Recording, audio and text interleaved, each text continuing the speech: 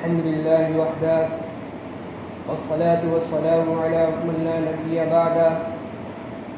أما بعد وقال النبي صلى الله عليه وسلم من أكل طيبا وعمل في سنة وأمن الناس بوائقه دخل الجنة. وقال رجل يا رسول الله إن هذا اليوم في الناس لكثير قال وسيكون في قرون بعدي. وقال النبي صلى الله عليه وسلم المسلم أخو المسلم لا يظلمه ولا يخذله ولا يحقره. التقوى ها هنا ويشير إلى صدره 3 مرات بحسب امرئ من الشر أن يحقر أخاه المسلم كل المسلم على المسلم حرام دمه وماله وعرضه أو كما قال عليه الصلاة والسلام. میرے محترم بزرگوں اور دوستو، میں نے آپ حضرات کے سامنے 2 حدیث پاک کی تلاوت کی ہے. انہی کی روشنی میں آج اس جمعے کو آپ حضرات کے سامنے انشاءاللہ ایک مسلمان کی قدر و قیمت کیا ہے،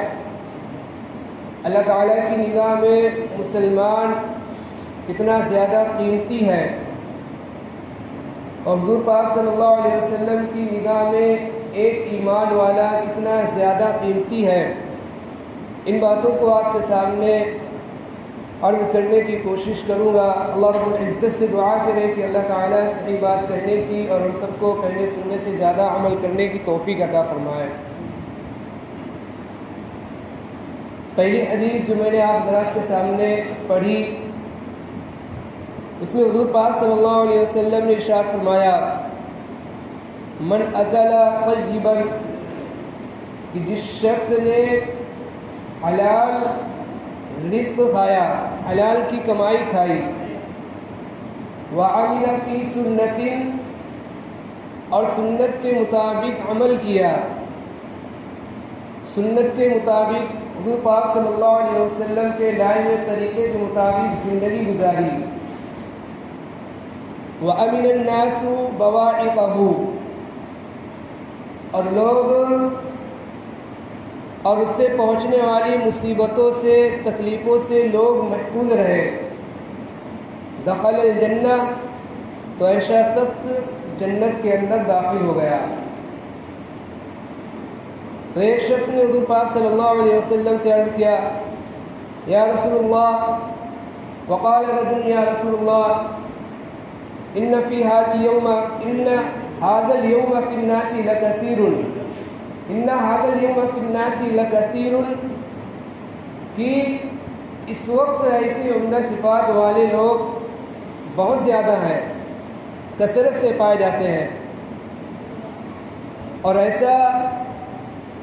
ظاہر سی بات ہے، ایسا ہونا بھی چاہیے، کیونکہ حضور پاک صلی اللہ علیہ وسلم بذات خود صحابہ کے درمیان موجود ہے.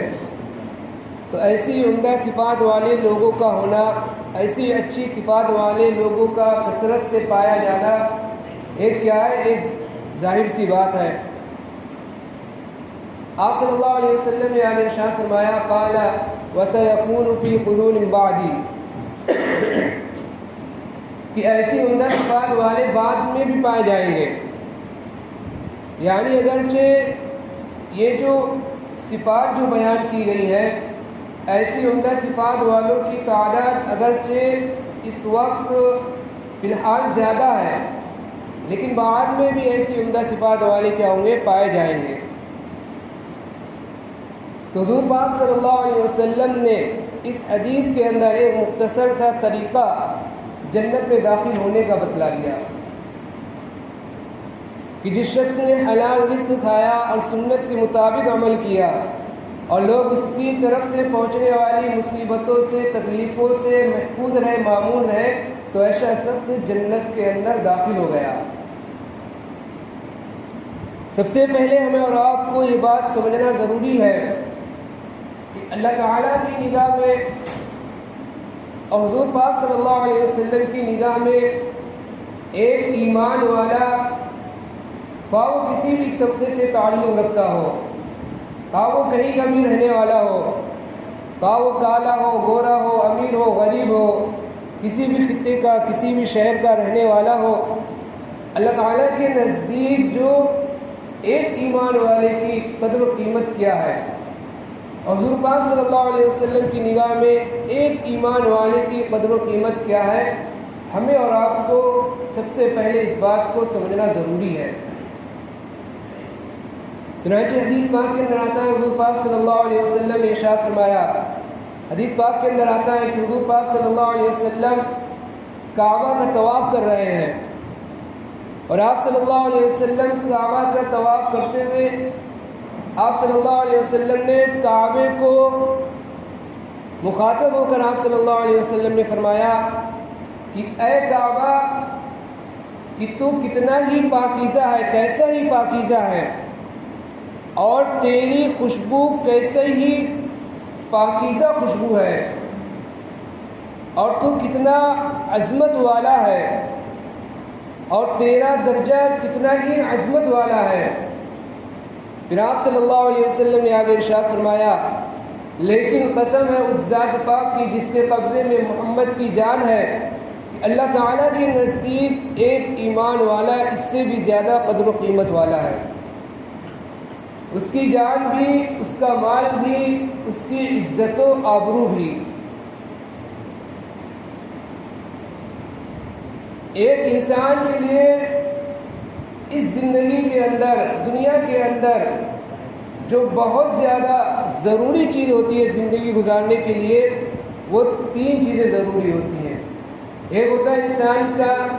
انسان کی جان،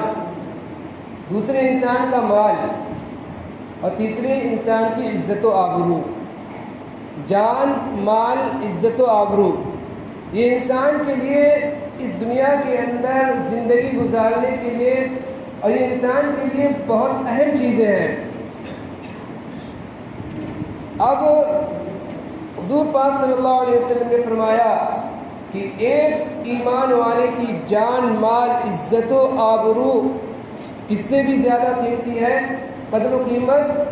کعبہ سے بھی زیادہ قدر و قیمت ہے اس کی۔ یعنی ہماری طرف سے کسی مسلمان کو، کسی ایمان والے بھائی کو اس کی جان میں خلل نہیں آنا چاہیے، ہماری طرف سے کسی کو تکلیف نہیں پہنچنا چاہیے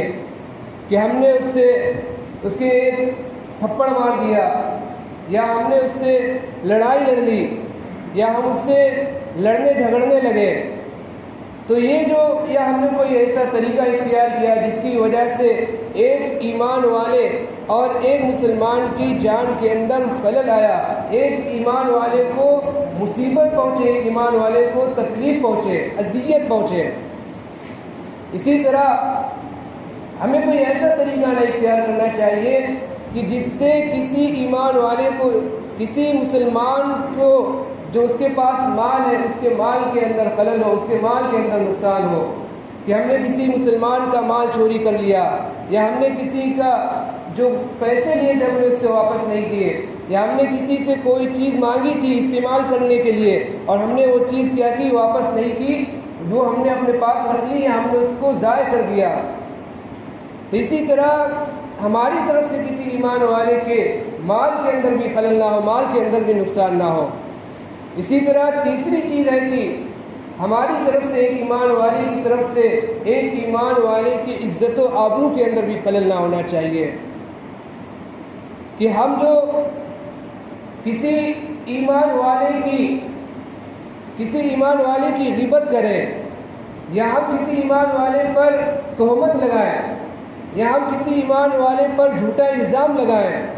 یا کسی ایمان والے کو ہم لوگوں کے سامنے ذلیل اور خوار کریں، ایسی باتیں کریں کسی ایمان والے کی لوگوں کے سامنے کہ جس سے اس کی عزت اور آبرو کیا ہو، اس کی عزت اور آبرو کے اندر خلل ہو۔ حضور پاک صلی اللہ علیہ وسلم نے، ہم اس حدیث کے اندر غور کریں جو آپ صلی اللہ علیہ وسلم نے اس حدیث کے اندر جو بات فرمائی، ارشاد فرمائی، اس بات کے اندر اور اس حدیث کے اندر ہم غور کریں کہ آپ صلی اللہ علیہ وسلم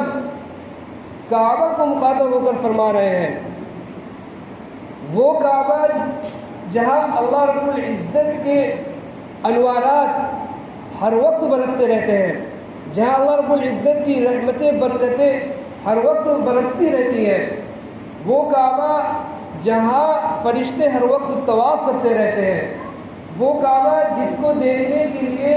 ایک ادنا سے ادنا مسلمان کیا ہے ترستا ہے، ایک ادنا سے ادنا مسلمان کے اندر اس کی بہت زیادہ قدر و منزلت ہوتی ہے۔ آپ صلی اللہ علیہ وسلم نے اس کعبہ کو مخاطب کرتے ہوئے ارشاد فرمایا کہ بے شک تو عمدہ ہے، تیرا درجہ عظمت والا ہے، لیکن اس ذات کی قسم جس سے قبضے میں محمد کی جان ہے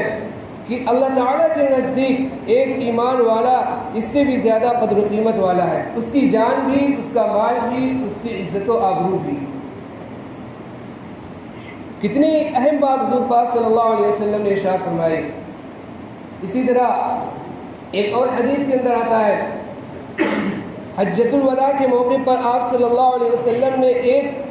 خطبہ دیا، ایک لمبا سا خطبہ آپ صلی اللہ علیہ وسلم نے صحابہ کے سامنے دیا، اور اس میں آپ صلی اللہ علیہ وسلم نے بہت ساری باتیں بیان فرمائی، بہت ساری چیزیں آپ صلی اللہ علیہ وسلم نے اس خطبے کے اندر آپ صلی اللہ علیہ وسلم نے ارشاد فرمائی۔ اسی خطبے میں آپ صلی اللہ علیہ وسلم نے چند یہ باتیں بھی ارشاد فرمائی۔ آپ صلی اللہ علیہ وسلم نے خطبے میں صحابہ سے مخاطب ہو کر سوال کیا، آپ صلی اللہ علیہ وسلم نے فرمایا ایُّ شہر ھذا، کہ میرے صحابہ یہ بتلاؤ کہ یہ کون سا مہینہ ہے۔ صحابہ کا یہ عمل تھا کہ جب آپ صلی اللہ علیہ وسلم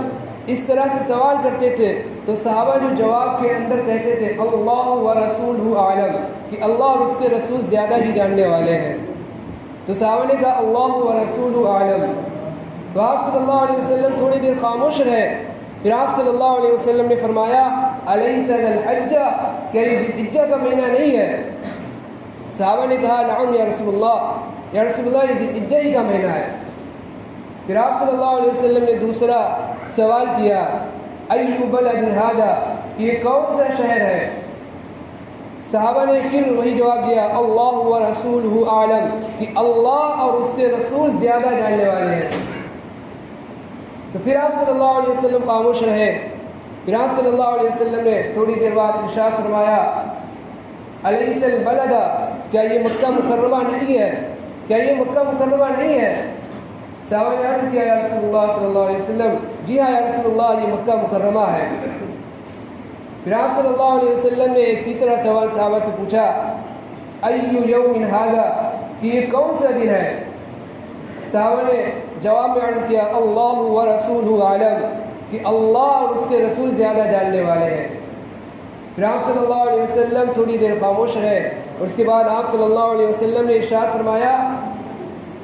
کہ الیس یوم النحر، کہ یہ قربانی والا دن نہیں ہے، کیا یہ یوم النحر نہیں ہے؟ تو صحابہ نے عرض کیا یا رسول اللہ جی ہاں یہ یوم النحر ہے، یہ قربانی والا دن ہے۔ تو یہ جو آپ صلی اللہ علیہ وسلم نے جو 3 سوال حجۃ الوداع کے موقع پر خطبے کے اندر آپ صلی اللہ علیہ وسلم نے جو صحابہ سے یہ 3 سوال کیے، اس کا منشا یہ تھا کہ زمانے جاہلیت کے اندر یہ جو تینوں چیزیں جب صحابہ ایمان نہیں لائے تھے تب سے یہ تینوں چیزیں عزت اور احترام والی سمجھی جاتی تھیں۔ 4 مہینے عزت اور احترام والے سمجھے جاتے تھے، ذی القعدہ، ذی الحجہ، محرم اور رجب کا مہینہ۔ اسی طرح زمانے جاہلیت کے اندر یہ جو حرم جو ہے، حدود حرم کو بھی بہت ہی زیادہ عزت اور احترام والا سمجھا جاتا تھا۔ اور یوم النحر کو بھی بہت زیادہ عزت اور احترام والا سمجھا جاتا تھا، حالانکہ اتنا زیادہ ادب احترام کرتے تھے، اتنی زیادہ لوگوں کی دلوں میں ان چیزوں کی عظمت اور احترام تھا کہ بڑے سے بڑا اگر کوئی ان کو دشمن مل جاتا، یہاں تک کہ اگر ان کے باپ کا کوئی قاتل بھی اگر ان کو مل جاتا ذی الحجہ کے مہینے کے اندر یا جو حدود حرم کے اندر یا یوم النحر کے اندر، یوم النحر میں، تو وہ اپنے اس جانی دشمن کو، حضور پاک صلی اللہ علیہ، اس جانی دشمن کو جس نے ان کے والد کو قتل کیا تھا، اس سے بھی وہ کچھ نہیں کہتے تھے، اس کو بھی چھوڑ دیتے تھے۔ تو آپ صلی اللہ علیہ وسلم نے انہی باتوں کو صحابہ کے ذہن کے اندر مستحضر کیا۔ پھر آپ صلی اللہ علیہ وسلم نے فرمایا کہ یوم النحر کے اندر اور اس مہینے کے اندر اور اس شہر کے اندر اور یوم النحر میں جس طرح تم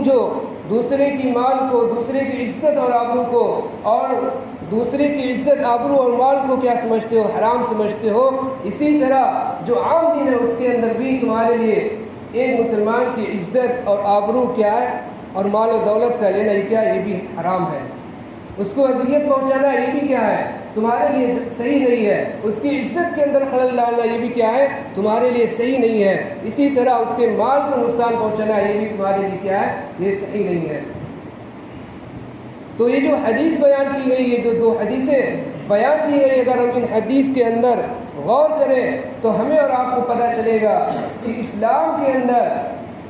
کے اندر جو ہے ایک مسلمان کی قدر و قیمت کتنی زیادہ ہے اللہ تعالیٰ کی نگاہ میں، اور حضور پاک صلی اللہ علیہ وسلم کی نگاہ کے اندر ایک مسلمان کتنا زیادہ قیمتی ہے، کتنا زیادہ قیمت والا ہے، کتنا زیادہ قدر و قیمت والا ہے۔ حدیث پاک کے اندر آتا ہے کہ اللہ تعالیٰ قیامت اس وقت تک قائم نہیں ہوگی جب تک کہ اس دنیا کے اندر ایک بھی شخص اللہ اللہ کہنے والا باقی رہے گا۔ ایک بھی اگر مسلمان اس دنیا کے اندر اللہ اللہ کہنے والا باقی رہے گا تو قیامت قائم نہیں ہوگی۔ اللہ تعالیٰ اس دنیا کا نظام جو یوں ہی چلاتے رہیں گے،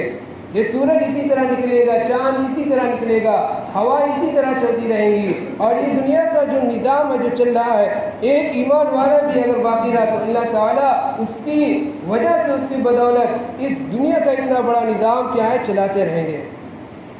لیکن ہم اور آپ اپنے اندر غور کریں،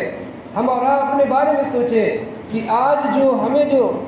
اگر کسی سے سب سے زیادہ تکلیف ہوتی ہے تو وہ یا تو ہمارا پڑوسی ہوتا ہے یا ہمارا ایمان والا کوئی بھائی ہوتا ہے۔ ایک ایمان والے بھائی جو ایک ایمان والا بھائی سے نہ اس کو جو اس بات کا خطرہ رہتا ہے کہ ایسا نہ ہو کہ وہ جو اس کی عزت پر حملہ کر دے، کہ اس کی جو برائی لوگوں سے کرتا پھرے، اس کی جو غیبت لوگوں سے کرتا پھرے، اسی طرح اس کو یہ بھی ایک خطرہ رہتا ہے کہ کہیں ایسا نہ ہو کہ وہ ایمان والا جو ہمارا بھائی ہے وہ ہمارا مال جو کیا ہے چوری کر لے، یا ہمارا مال جو ہم نے جو اس کو دیا ہے ایسا نہ ہو کہ وہ ہمارا مال واپس نہ کرے۔ اسی طرح ایک مسلمان کو، ایک ایمان والے کو ہم اور آپ ذرا غور کریں کہ اس بات کا خطرہ لگا رہتا ہے کہیں ایسا نہ ہو کہ ہماری عزت اور آبرو کے اوپر کیا کرے، وہ عزت اور آبرو کے اندر خلل ڈالے، کہ لوگوں کے سامنے ایسی باتیں کہتا پھرے کہ جس سے اس کی عزت کے اندر خلل آئے، جو اس کی جو عظمت ہے لوگوں کے سامنے، جو اس کا جو مقام اور مرتبہ ہے، اس کے مقام اور مرتبے کے اندر خلل آئے۔ تو میرے محترم بزرگوں اور دوستوں، ان جو حدیث کو بیان کیا گیا، یہ جو باتیں بیان کی گئی، یہ جو حدیث اور یہ باتیں جو بیان کی گئی، یہ بہت ہی اہم باتیں تھیں اور بہت ہی اہم اور ضروری باتیں تھیں۔ ان باتوں کے اندر ہمیں غور کرنا چاہیے، ان باتوں کو ہمیں اور آپ کو سوچنا چاہیے کہ اللہ تعالیٰ کے نزدیک جب ایمان والے کا اتنا قدر اور اتنی زیادہ قدر و قیمت ہے، حضور پاک صلی اللہ علیہ وسلم کی نگاہ میں جب ایمان والے کی اتنی زیادہ قدر و قیمت ہے تو ہمارے دل کے اندر بھی ایک ایمان والے کی اسی طرح قدر و قیمت ہونی چاہیے، چاہے وہ کہیں کا بھی رہنے والا ہو، چاہے وہ کیسا بھی ہو، گورا ہو، کالا ہو، چاہے وہ کسی بھی شہر کا رہنے والا ہو، ہمارے دل کے اندر ایک ایمان والے کی ہر چیز کی، اس کی عزت کی، اس کی مال و دولت کی اور اس کی جو جان کی کیا ہونا چاہیے، قدر و قیمت ہونی چاہیے۔ یہ جو باتیں بیان کی گئی ہیں، اللہ تعالیٰ سے دعا کریں کہ اللہ تعالیٰ ہم سب کو کہنے سننے سے زیادہ عمل کرنے کی توفیق عطا فرمائے، آمین۔ وما علینا الا البلاغ المبین۔ جنہیں سنت